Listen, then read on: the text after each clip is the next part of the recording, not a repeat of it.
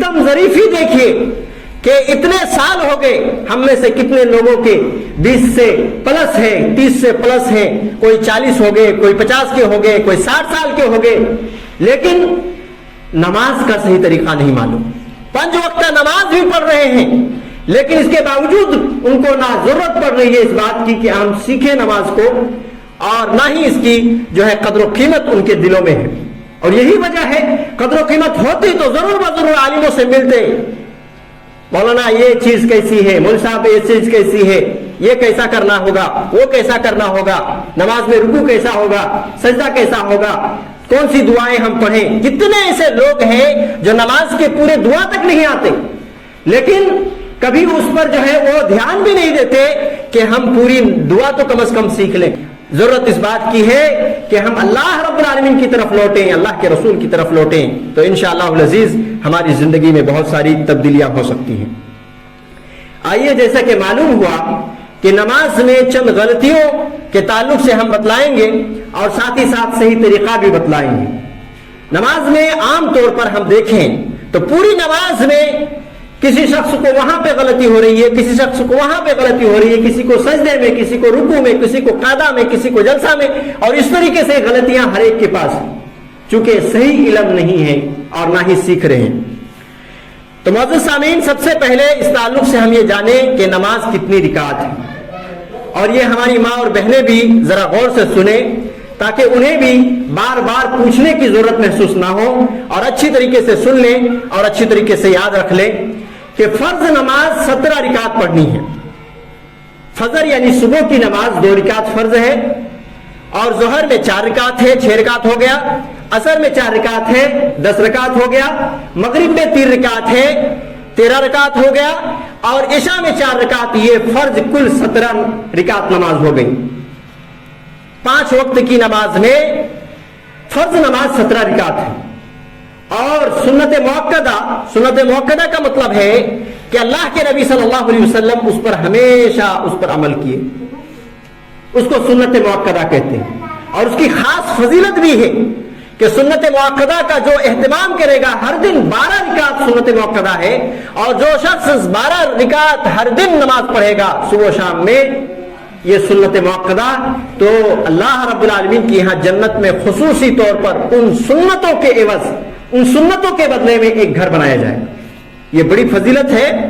اور جیسا کہ معلوم ہوا کہ 12 رکعت سنت، تو فجر میں 2 اور ظہر میں 6 8، عصر میں نہیں، مغرب میں 2 10 اور عشاء میں 2، یہ 12 رکعت ہو گئے. اور نفل نماز 10 رکعت ہے. کوئی شخص نفل نماز پڑھے، یوں تو نفل نماز کبھی بھی پڑھا جا سکتا ہے، لیکن ان کا اہتمام جو ہمارے اسلاف نے کیے ہیں وہ یہ ہے کہ فجر میں نفل نماز نہیں ہے، ظہر میں نفل نماز 2 رکعت ہے سب سے لاسٹ میں. پہلے 4 رکعت سنت موقدہ پڑھیں گے، پھر 4 رکعت فرض پڑھیں گے، پھر 2 رکعت سنت موقدہ پڑھیں گے، اور لاسٹ میں نفل نماز 2 رکعت ہے. عصر میں عصر کی نماز سے پہلے 4 رکعت نفل ہے، تو یہ 4 اور یہ 2 6 ہو گئے. اور مغرب سے پہلے یعنی اذان ہونے سے فوراً بعد، نماز شروع ہونے سے پہلے 2 رکعت نفل نماز ہے، تو یہ 8 ہو گئے. اور 10 2 رکعت بچ گئے، تو 2 رکعت عشاء کی نماز سے پہلے، یہ کل 10 رکعت نفل نماز ہیں. اور پھر وتر کی نماز 1 3 5 7 9 تک پڑھ سکتے ہیں. تو یہ کل رکعت ہو گئی. اس میں بھی لوگ مسٹیک کرتے ہیں نماز میں، اس لیے بتلا دیا گیا. نماز میں نمازیوں کی غلطی میں دوسری غلطی یہ ہے کہ وہ ہے لباس کی غلطی. آپ یہ بات جان لیں کہ نماز میں بدن کا پاک ہونا ضروری ہے، باڈی کا پاک ہونا ضروری ہے، اسی طریقے سے کپڑے کا بھی پاک ہونا ضروری ہے، اور جس جگہ پہ ہم نماز پڑھیں گے وہ جگہ بھی پاک ہونا ضروری ہے. تو یہ 3 چیز کا خیال رکھنا ہے. تینوں چیز کی پاکی ضروری ہے. اگر ان میں سے تینوں میں سے ایک بھی اگر ناپاک ہو جائے تو اس صورت میں نماز نہیں ہوگی. تو میں یہ کہہ رہا ہوں کہ کپڑے کے تعلق سے کچھ غلطیاں ہماری یہ ہیں. ہمارے نوجوانوں کو جو لوگ خاص طور سے پینٹ جینس وغیرہ پہنتے ہیں ایسے تعلق سے، وہ لوگ بھی غلطی کے شکار ہیں. اس کی وجہ یہ ہے کہ کپڑے نماز میں ایسے ہونے چاہیے کہ ڈھیل ڈھال ہو. بہت زیادہ چست نہ ہو. اور ہمارے نوجوانوں میں یہ دیکھا جاتا ہے کہ جینس پینٹ بالکل چست رہتا ہے اور سارے جو ہے اتار چڑھاؤ ساری چیزیں نظر آتی ہیں جس میں کہ نشیب و فراز باہر سے. تو اس طریقے سے ٹائٹ کپڑا نہ ہو اور ساتھ ہی ساتھ کپڑے میں باریک کپڑا نہ ہو کہ آدمی کا جسم دکھے. اور اس تعلق سے ہماری ماں اور بہنوں کو خصوصی طور پر توجہ دینے کی ضرورت ہے کہ ہماری ماں اور بہنوں کے لیے آج کل ایسے ڈریس جو ہے نکلے ہیں کہ وہ صرف جالی رہتا ہے. جیسے ہم لوگ مچھردانی لگاتے ہیں تو مچھردانی کا جو جالا رہتا ہے اسی طریقے سے پورے ہاتھ میں جالی بنا ہوا رہتا ہے اور بھی دیگر جگہوں پہ اس طریقے سے بنا ہوا رہتا ہے. وہ فیشن کے نام سے آج ہماری ماں اور بہنیں خرید رہی ہیں. تو جہاں مرد حضرات کو اس بات پر دھیان دینا ہے وہیں پہ ہماری ماں اور بہنوں کو بھی اس بات پر دھیان دینا ہے. بلکہ ہماری ماں اور بہنوں کو لباس کے تعلق سے خصوصی طور پر دھیان دینا ہے. اس کی وجہ یہ ہے کہ ان کے زیادہ سے زیادہ اگر کہیں کھلا رہے تو صرف ہاتھ کی ہتھیلی یہاں تک کلائی تک اور صرف چہرہ, اس کے بعد پورے کے پورے ڈھکے رہیں گی اور اس طریقے سے وہ نماز پڑھیں گی. ہماری ماں اور بہنوں کے تعلق سے یہ بھی دیکھا جاتا ہے کہ ان کے پیر جو ہے وہ مرد حضرات کی طرح پہن رہی ہیں اور مرد حضرات جو ہے زمین میں گھسیٹتے ہوئے کپڑے پہن رہے ہیں. حالانکہ یہ بھی بڑی غلطی ہے. تو یہ کپڑے کے تعلق سے ہوا کہ ہمارے نوجوانوں کو ان چیزوں سے خاص طور پر دھیان دینا ہے کہ جنس کپڑا وغیرہ خریدے تو ڈھیل ڈھال خریدے, ٹخنوں سے نیچے نہ ہو. ٹخنوں سے اگر نیچے ہو گیا تو نماز اس کی ہو ہی نہیں سکتی. صحیح روایت کے اندر آیا ہے کہ ایک مرتبہ ایک صحابی رسول آتے ہیں, نماز پڑھ لیتے ہیں, اللہ کے نبی صلی اللہ علیہ وسلم کے پاس جا کر کے سلام کرتے ہیں. اللہ کے نبی علیہ الصلوۃ والسلام کہتے ہیں کہ ارجع فتوضا, کہ تم جاؤ اور وضو بناؤ. وہ صحابی رسول جاتے ہیں, وضو بناتے ہیں, وضو بنا کر کے آتے ہیں. پھر اللہ کے نبی صلی اللہ علیہ وسلم ابھی نماز پڑھے بھی نہیں, کہتے ہیں کہ ارجع فتوضا, کہ تم پھر سے لوٹو اور جاؤ وضو بناؤ. ایک دوسرے صحابی نے پوچھ لیا, اللہ کے رسول اس نے تو وضو بنا لیا, پھر دوبارہ آپ نے کیوں اس کو بھیجا؟ اللہ کے نبی علیہ الصلوۃ والسلام کہتے ہیں اس لیے کہ اس کے جو ہے ازار لٹک رہا تھا, ٹخنوں سے نیچے جو ہے لٹک رہا تھا, اور اللہ رب العالمین کسی ایسے شخص کی نماز قبول نہیں کرتا جس کے ٹخنوں سے نیچے کپڑے ہوں. تو یہ تو ہو گئے نماز میں ٹخنوں سے نیچے ہر حال میں اوپر رہنا چاہیے. اور اگر آپ جہنم کی عذاب سے بچنا چاہتے ہیں تو زندگی میں مرد حضرات کو کبھی بھی اس بات کی اجازت نہیں ہے کہ ٹخنوں سے, یہ جو ہڈی ہے دونوں طرف کی ہڈی, اس سے اوپر ہی ہونا چاہیے مرد حضرات کا. اور عورت کا کپڑا ہمیشہ سے نیچے ہونا چاہیے, یعنی پیر بھی ڈھکا رہنا چاہیے, اور مرد حضرات کا اس سے اوپر رہنا چاہیے. اگر اس سے نیچے رہ گیا تو ایسی صورت میں جیسا کہ صحیح مسلم وغیرہ کی روایت میں آیا ہے, اللہ کے نبی علیہ الصلوۃ والسلام نے فرمایا ہے کہ ثلاثۃ لا يدخل الجنہ, کہ 3 قسم کے ایسے لوگ ہیں جو جنت میں داخل نہیں ہوں گے.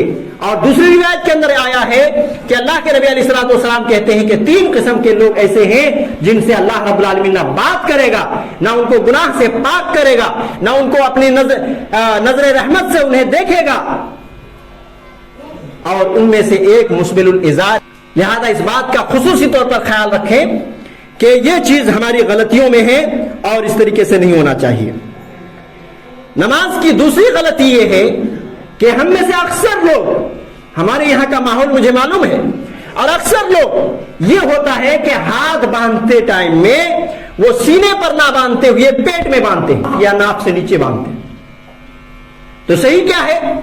کیا کہیں اللہ کے نبی علیہ الصلوۃ والسلام اس طریقے سے عمل کیے کہ پیٹ میں باندھے؟ اکثر ہمارا یہی حال ہے, اس طریقے سے باندھتے ہیں, آسانی ہوتی ہے. تو ہمیں یہ جانچنا ہوگا کہ کیا یہ عمل ہمارے نبی سے ملتا ہے کیا؟ کیونکہ نبی صلی اللہ علیہ وسلم نے صحیح بخاری کے اندر یہ بیان کیا ہے. مالک بن حویرث رضی اللہ تعالیٰ عنہ حدیث کے راوی ہیں, کہتے ہیں کہ صلو کما رأیتمونی اصلی, تم لوگ اسی طریقے سے نماز پڑھو جس طریقے سے مجھے پڑھتے ہوئے دیکھتے ہو. اور کوئی بھی عبادت اس وقت تک قبول ہو ہی نہیں سکتی جب تک کہ وہ نبی کے طریقے پر نہ ہو, یہ یاد رکھ لیں. لہذا اس چیز کو چیک کریں, کیا پیٹ میں کہیں بھی کسی بھی حدیث میں آیا؟ آج تک تو مجھے نہیں ملا, نہ ہی کسی عالم سے میں نے سنا کہ نبی صلی اللہ علیہ وسلم پیٹ میں باندھتے تھے یا کسی بھی صحابہ پیٹ پر پہ ہاتھ باندھتے تھے. جبکہ ہمارے یہاں نیچے ٹولہ کا اکثر لوگوں کا یہی حال ہے کہ پیٹ میں ہاتھ باندھ رہے ہیں. کچھ لوگ تو ادھر بھی تھک جا رہے ہیں, یعنی ناف کے اوپر, جبکہ نبی کریم صلی اللہ علیہ وسلم سے صحیح روایت، صحیح ابن خزیمہ کی روایت ہے، امام البانی رحمہ اللہ نے صحیح قرار دیا ہے، وائل ابن حجر رضی اللہ تعالیٰ عنہ حدیث کے راوی ہیں، کہتے ہیں میں نے رسول اللہ صلی اللہ علیہ وسلم کو دیکھا یدع یدہ الیمنی، آپ صلی اللہ علیہ وسلم نے دائیں ہاتھ کو رکھا، علی یدہ الیسری، بائیں ہاتھ پر، علی صدری، اپنے سینے پر۔ ابھی آپ لوگ چھوٹے چھوٹے بچے کو مدرسہ بھیج رہے ہیں اور پڑھا رہے ہیں، آپ ان سے پوچھیں صدر کا معنی کیا ہے؟ کیا پیٹ ہے؟ پیٹ کے لیے بطن کا لفظ آتا ہے، صدر کے لیے سینہ آتا ہے، صدر کا معنی ہے سینہ، یعنی سینے پر ہاتھ باندھتے تھے۔ اور اللہ رب العالمین نے سینے کا ایک الگ جو ہے کٹنگ رکھا ہے، اس کے نیچے آپ گئے تو پیٹ چلایا، اور اس کے نیچے آئے تو ناف چلایا، اور ناف کے نیچے چلے گئے۔ تو یہ کٹنگ جو اللہ رب العالمین نے سینے کا بنایا ہے، کم از کم یہاں رہنا چاہیے، سینے سے نیچے نہیں جانا چاہیے۔ تو یہ بڑی غلطی ہے اور اس چیز کو سدھارنے کی ضرورت ہے۔ اور میں یہ سمجھتا ہوں کہ آج کے خطبے میں اگر یہی ایک چیز لے کر کے چلے گئے اور اسی پر عمل ہو گیا تو میں سمجھتا ہوں میری جو گفتگو ہے پوری وہ کافی ہے۔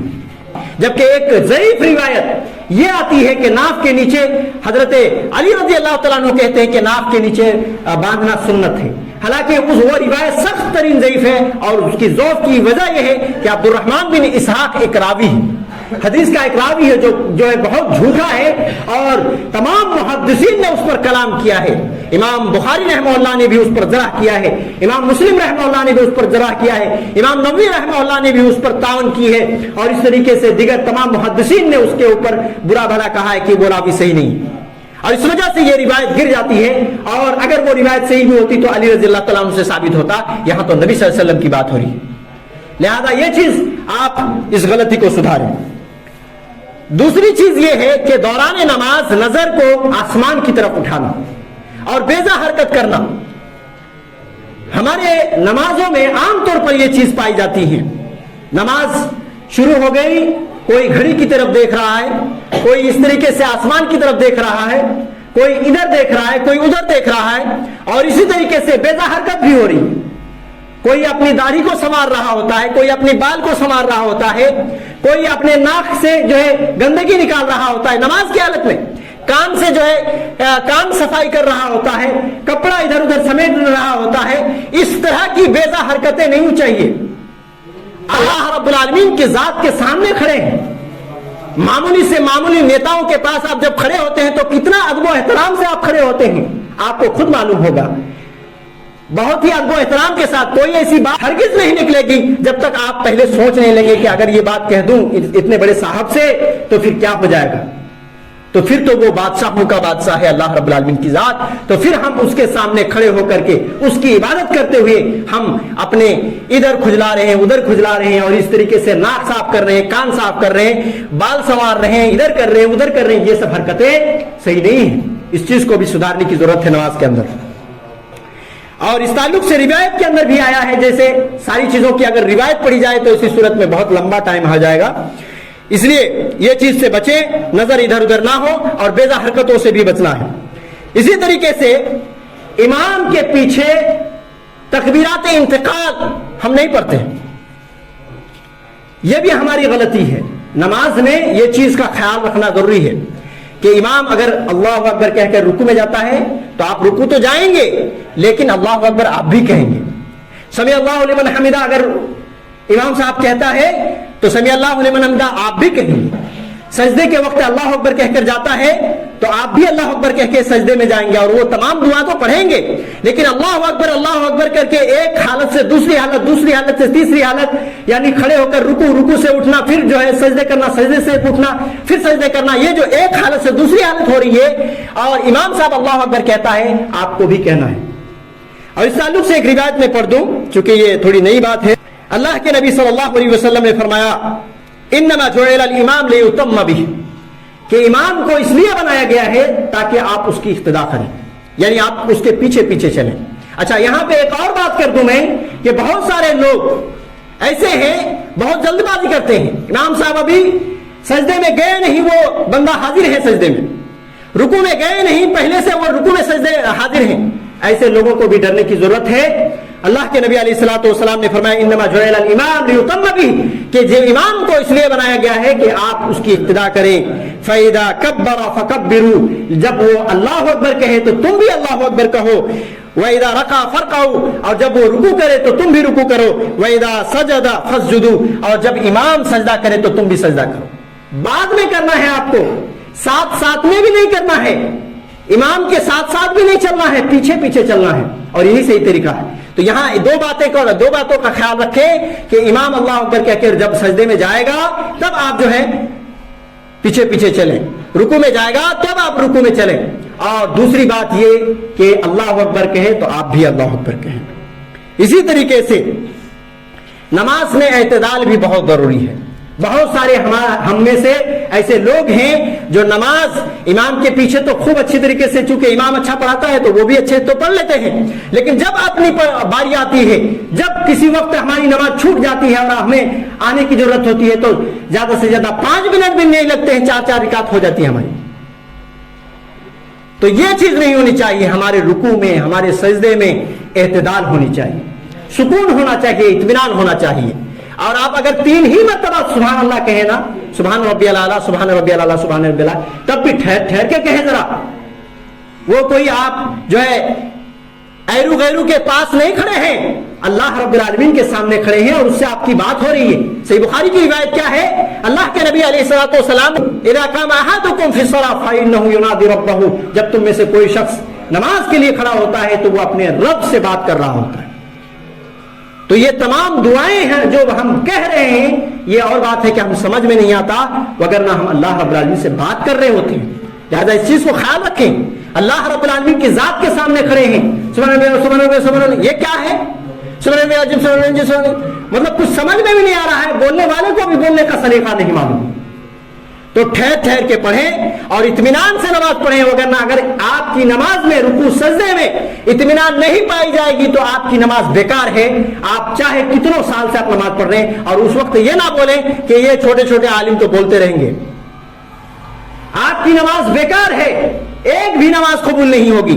सही बुखारी की रिवायत आती है, ये भी लंबी रिवायत है, शॉर्ट में मैं बयान करने की कोशिश करता हूं। वो ये है कि एक आदमी आता है, अल्लाह के नबी सल्लल्लाहु अलैहि वसल्लम एक कोने में बैठे होते हैं, यानी नमाज खत्म हो चुकी थी। वो आता है, नमाज पढ़ता है, अल्लाह के नबी सल्लल्लाहु अलैहि वसल्लम से सलाम करता है, अल्लाह के नबी सल्लल्लाहु अलैहि वसल्लम फिर उसको भेजते हैं, इर्ज फसल्लि फइन्नका लम तुसल्ली, तुम जाओ और नमाज पढ़ो इसलिए कि तुमने नमाज पढ़ी नहीं। बार बार अल्लाह के नबी सल्लल्लाहु अलैहि वसल्लम उसको भेजते हैं और वो बार बार जाकर नमाज पढ़ता है, फिर आ जाता है।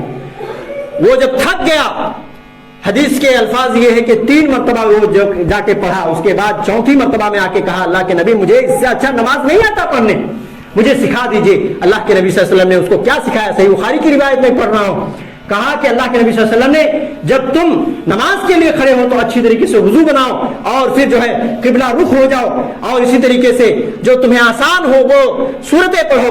फिर जब तुम रुकू करो तो इत्मीनान के साथ रुकू करो, फिर जब तुम खड़े हो जाओ तो इत्मीनान के साथ जो है तुम अच्छी तरीके से खड़े हो जाओ, फिर जब तुम सजदा करो तो इत्मीनान के साथ सजदा करो, सुकून के साथ सजदा करो, फिर जब तुम सजदे से उठो तब भी इत्मीनान के साथ बैठ जाओ। इस तरीके से पूरी नमाज में इत्तिदाल अल्लाह के नबी सल्लल्लाहु अलैहि वसल्लम सिखाते हैं, और उसकी नमाज में गड़बड़ी यही थी कि वो जल्दबाजी नमाज पढ़ता था, और इसीलिए अल्लाह के नबी सल्लल्लाहु अलैहि वसल्लम ने कहा कि तुम्हारी नमाज नहीं हो रही है, तुम जाओ और फिर से नमाज पढ़ो। लिहाजा इस हदीस से यह मालूम हुआ कि अगर हमारी नमाज में बेइत्तिदाली होगी, हमारी नमाज में सुकून नहीं रहेगा, सजदे और रुकू इत्मीनान से नहीं होगा, तो ऐसी सूरत में हमारी नमाज बेकार है। ऐसी नमाज को अल्लाह रब्बुल आलमीन की जरूरत नहीं है। इसी गलती हमारी नमाजों में यह पाई जाती है कि रफुल यदैन के ताल्लुक से, अल्हम्दुलिल्लाह रफुल यदैन शुरू में तो करते हैं, और इसी तरीके से जब रुकू से उठते हैं तब करते हैं, और 2 जगह बच जाता है। सही बुखारी की रिवायत के मुताबिक हजरत अब्दुल्लाह इब्न उमर रज़ियल्लाहु तआला अन्हु बयान करते हैं कि 4 मौके पर हमारे नबी सल्लल्लाहु अलैहि वसल्लम रफुल यदैन करते थे। रफुल यदैन का मतलब है अपने हाथों को, दोनों हाथों को कंधे या कान की लौ तक उठाना। ये कान की लौ है। कुछ लोग इस तरीके से कान के ऊपर जो है लेके जाते हैं हाथ, कुछ लोगों का हाल तो ये है स्टैंडर वाला, है कि नहीं है?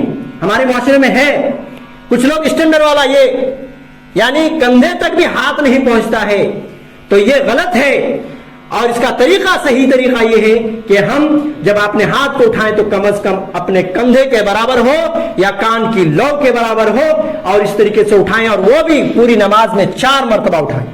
कब कब?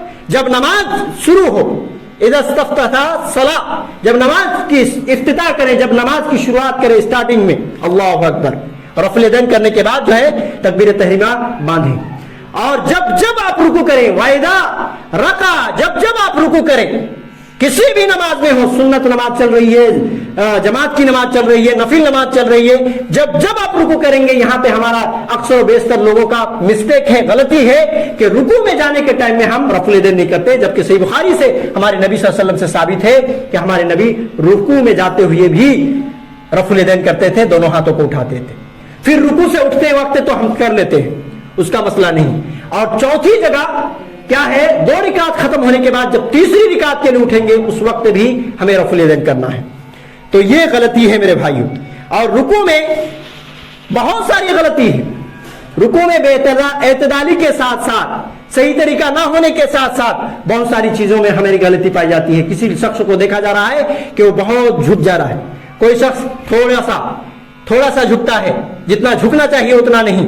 رکوع میں آپ کا پیٹھ اور سر جو ہے برابر ہونا چاہیے، اور اس بات کی آپ کو کوشش ہونی چاہیے کہ ہم اس طریقے سے رکوع کریں کہ ہمارا پیٹھ اور سر برابر ہو جائے، سر بہت نیچے بھی نہیں کرنا ہے، اوپر بھی نہیں کرنا ہے۔ رکوع میں ایک اور چیز کا خیال رکھنا ہے جو اکثر لوگوں سے غلطی ہوتی ہے کہ وہ جب گھٹنے کو پکڑنا ہے، گھٹنے کو اس طرح سے پکڑتے ہیں، یہ بھی غلطی ہے، بلکہ آپ کے جو انگلیاں ہیں وہ دوری میں ہونی چاہیے، اور مضبوطی سے اس گھٹنے کو پکڑیں گے، مضبوطی سے گھٹنے کو اس طریقے سے پکڑیں گے دونوں ہاتھوں سے۔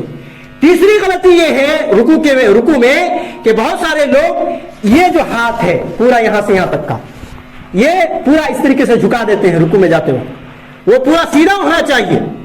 اور چوتھی غلطی یہ ہے کہ بہت اکثر لوگ اپنے پاؤں کو دیکھ رہے ہوتے ہیں رکوع میں، وہ بھی غلطی ہے، وہ غلطی کو بھی آپ سدھاریں۔ آپ کی سجدے کی جگہ پہ آپ کا جو ہے رخ ہونا چاہیے، آپ کی نظر ہونی چاہیے، آپ سجدے کی جگہ دیکھیں گے۔ اور یہ بات یاد رکھ لیں، پوری نماز تشہد میں جب آپ بیٹھیں گے، یہ انگلی اٹھانے والا جو 2 رکعت 4 رکعت میں بیٹھتے ہیں، تشہد میں آپ انگلی کی طرف آپ کی نگاہ ہوگی، نظر ہوگی، انگلی کو دیکھیں گے، باقی پوری نماز میں ہر وقت آپ کو سجدے کی جگہ دیکھنا ہے، اس بات کا خیال رکھیں۔ اب سجدے میں کچھ لوگ بہت ساری غلطیاں کرتے ہیں۔ سجدے میں 7 اعضاء کا، آپ کے جسم کے 7 اعضاء کا زمین میں سٹنا ضروری ہے، 2 گھٹنے، 2 پیر کی انگلیاں، اور اسی طریقے سے 2 ہاتھ، اور یہ پیشانی اور ناک، یہ دو ہو گئے، لیکن حدیث میں اس کو ایک ہی جوڑا گیا ہے، چونکہ پیشانی ہی میں ناک آ جاتا ہے، تو ناک اور پیشانی یہ 2 اس طریقے سے 7 اعضاء کا آپ کا سٹنا ضروری ہے، اور اس کے علاوہ آپ کے اوپر رہیں گے، آپ کو ہاتھ بچھا کے بھی نہیں رکھنا ہے، اور اسی طریقے سے آپ کے جو پیر ہوں گے، پیر کی جو انگلیاں ہیں وہ بھی قبلہ کی طرف ہوں گی سجدے کی حالت میں۔ اور یہ چھوٹی چھوٹی بات ہے، کچھ لوگوں کو بیزار بھی ہو رہا ہوگا، لیکن یہ غلطیاں ہم میں سے ہی ہوتی ہیں، ہم ہی لوگوں کو ہوتی ہے، تو اس بات کا خیال رکھیں میرے بھائیوں۔ اور اسی طریقے سے ایک غلطی، بہت بڑی غلطی میں سمجھتا ہوں، یہ ہے کہ تشہد میں صرف اشہد ان لا الہ الا اللہ و اشہد ان محمد عبدہ ورسولہ، یہ بھی غلطی ہے، کیونکہ نبی صلی اللہ علیہ وسلم کے بارے میں آتا ہے، صحیح بخاری کی روایت ہے، وائل بن حجر، میں معذرت چاہتا ہوں آپ لوگوں کو کیونکہ ٹائم بھی ہو رہا ہے اور پار ہو گیا ہے، کہ شہادت کی انگلیاں آپ جب بھی تشہد میں جائیں، اتحیات سے آپ کی شروع ہو جانا چاہیے حرکتیں، یہی نبی صلی اللہ علیہ وسلم سے ثابت ہے۔ دنیا کی کسی بھی حدیث میں آپ دکھائی نہیں سکتے، کوئی ہے ہی نہیں کہ اشہد ان لا الہ الا اللہ کے وقت آپ جو ہے انگلیاں اٹھائیں گے اور اس کے بعد بند کر دیں گے، بلکہ اللہ کے نبی صلی اللہ علیہ وسلم کے بارے میں آتا ہے ثم رفع اصبعه، کہ اللہ کے نبی صلی اللہ علیہ وسلم اپنی انگلی کو اٹھاتے تھے، ورأيته يحركها، راوی حدیث حضرت وائل بن حجر کہتے ہیں کہ میں نے دیکھا اس انگلی کو آپ حرکت دے رہے تھے، تو حرکت دینے کا مطلب ایک مرتبہ نہیں ہوتا ہے، یدعو بها، اور حرکت دیتے ہوئے دعا کر رہے تھے۔ تو آپ جو دعا پڑھیں گے، اتحیات پڑھیں گے، درود شریف پڑھیں گے، اللہم انی جلبت نفسی پڑھیں گے، اللہم انی اعوذ بک من القبر واعوذ بک من فتنۃ المسیح الدجال، یہ ساری دعا پڑھیں گے، اس وقت آپ کو حرکت دیتے رہنا۔ تو یہ غلطی ہے، ہمارے بوڑھوں سے پرکھوں سے آتے چلا رہا ہے کہ اشہد ان لا الہ الا اللہ کے وقت کہیں بھی اس طرح کی حدیث ثابت نہیں۔ جو صحیح حدیث ہے وہ یہ ہے کہ تشہد کے پورے جو آپ کی دعا ہوں گی اس وقت آپ کو ہلاتے رہنا ہے۔ اب ہلانے کے آپ کی مرضی ہے، یا تو ایک مرتبہ ہلائیں، پھر تھوڑی دیر کے بعد ہلائیں، پھر تھوڑی دیر اس طریقے سے ہلائیں، یا اس طرح کریں۔ کچھ لوگوں کو اس سے بھی پریشانی ہوتی ہے، جبکہ ان لوگوں کو یہ جاننا چاہیے کہ شیطان کو اس سے پریشانی ہونی چاہیے، اور ہوتی ہے شیطان کو، انسان کو نہیں ہونی چاہیے۔ کہتے ہیں کہ مچھلی پکڑنے کی طرح اس طرح کرتا ہے، ایسا نہیں ہے، نبی صلی اللہ علیہ وسلم سے یہ ثابت ہے میرے بھائیوں۔ تو اس طریقے نہیں ہونی چاہیے، یہ غلطی ہے اور اس کو بھی سدھاریں۔ ایک دو اور مختصر بات یہ کہ موبائل کا جو ہے کھلا رکھنا بھی یہ بڑی غلطی ہے نماز کے اندر، کیونکہ آپ کے رنگ ٹون کبھی گانے کی شکل میں آتا ہے، کبھی میوزک کی شکل میں آتا ہے، اور نماز میں ایک آدمی کو نہیں پورے کو جو ہے ڈسٹرب کرتا ہے اور نماز میں خلل ڈالتا ہے۔ لہذا نماز کے آتے وقت آپ ضرور بضرور اس بات کا خیال رکھیں کہ آپ کا موبائل سائلنٹ ہو یا سوئچ آف ہو، اور اسی طریقے سے سلام پھیرنے کے بعد، نماز میں سلام پھیرنے کے بعد فوراً سے اپنی جگہ سے ہٹ جانا، یہ ایک ہماری خسارہ ہے، یہ بھی غلطی ہے میرے بھائی۔ اس وقت آپ اسی جگہ پہ بیٹھے رہیں، آپ بھی دعا کریں، آپ کو بھی فائدہ ہوگا، اور جب تک آپ بیٹھے رہیں گے نماز کے بعد اسی جگہ پہ، فرشتے آپ کی دعا کے لیے حاضر ہیں اور آپ کے لیے دعا کر رہے ہیں۔ کیا دعا دیں گے؟ اللہ کے نبی صلی اللہ علیہ وسلم کہتے ہیں، متفق علیہ روایت، یعنی صحیح بخاری صحیح مسلم، یہی روایت آخر میں بس یہیں سے ختم ہو جائے گا۔ صحیح بخاری صحیح مسلم کی روایت ہے، اللہ کے نبی صلی اللہ علیہ وسلم نے فرمایا، والملائکۃ یصلون علی احدکم ما دام فی مجلسہ فی الصلاۃ، کہ آدمی کے لیے جب وہ نماز ختم کر رہا ہوتا ہے اسی جگہ پہ جب تک وہ بیٹھا رہے گا فرشتے اس پر درود بھیجتے ہیں، یقولون کہتے ہیں، اللہم رحمہ، اللہم اغفر لہ، اے اللہ اس پر رحم کر، اے اللہ تم اس کی گناہوں کی بخشش کر، اللہم تب علیہ، اے اللہ تو اس کی توبہ کو قبول کر لے، ما لم یؤذ فیہ ما لم یحدث فیہ، جب تک وہ کسی کو اذیت نہیں دیتا، کسی کو پریشان نہیں کرتا، یا جب تک اس کی وضو نہیں ٹوٹتی تب تک فرشتے لگے رہتے ہیں اس بندے کے لیے دعا کرنے میں۔ لہذا یہ مسٹیک ہے، نماز کے بعد فوراً جو ہے اپنی جگہ سے پیچھے سرک جانا۔ تھوڑی سی صبر کر لیں، انشاءاللہ آپ کو بہت سارے نیکی اور ثواب ملنے والے ہیں۔ اللہ رب العالمین سے دعا ہے کہ ہم سب کو ان تمام باتوں کو خیال رکھنے اور اسی کے مطابق قرآن و سنت کے مطابق نماز پڑھنے کی توفیق دے۔ ہماری نمازوں میں جو کچھ غلطیاں ہیں ہم اس کو سنیں اور اچھی طریقے سے اپنی نماز کو درست کر لیں، اس بات کی اللہ رب العالمین توفیق دے۔ ہماری نمازوں کو اللہ رب العالمین قبول فرمائے، ہمارے اللہ رب العالمین ہمیں ان تمام چیزوں کو خیال رکھنے اور اس کے مطابق عمل کرنے کی توفیق دے۔ آمین۔ صلی اللہ علیہ محمد وعلی آلہ وصحبہ اجمعین ومن تبعهم بإحسان إلی یوم الدین۔